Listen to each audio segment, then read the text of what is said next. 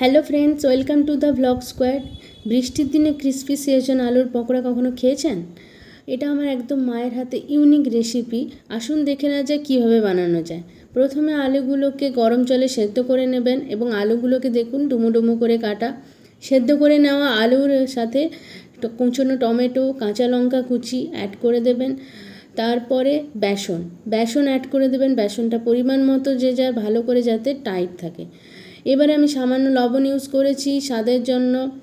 আমি এখানে বাটা পেঁয়াজ ইউজ করেছি, আপনারা চাইলে কুচনো পেঁয়াজ ইউজ করতে পারেন। এরপরে সামান্য লঙ্কার গুঁড়ো এবং বেকিং সোডা দিয়ে ভালো করে মাখিয়ে নেবেন।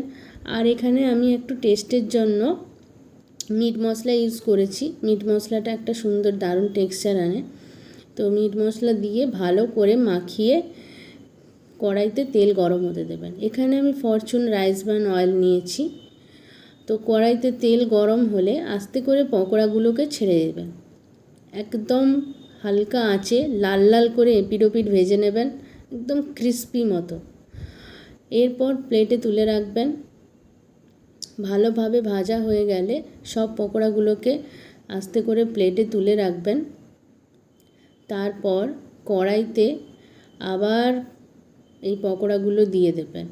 পকোড়াগুলো দিয়ে এবারে যে আসল টুইস্ট, যে শেজওয়ান, এই শেজওয়ান সস ভালো করে পকোড়ার সাথে মিশিয়ে নিয়ে হালকা আঁচে এপিট ওপিট ভালো করে মেরে নেবেন।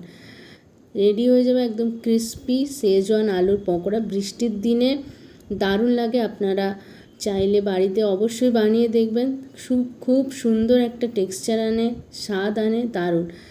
ভিডিওটি ভালো লাগলে লাইক, শেয়ার, কমেন্ট করবেন এবং সাবস্ক্রাইব করে দেবেন।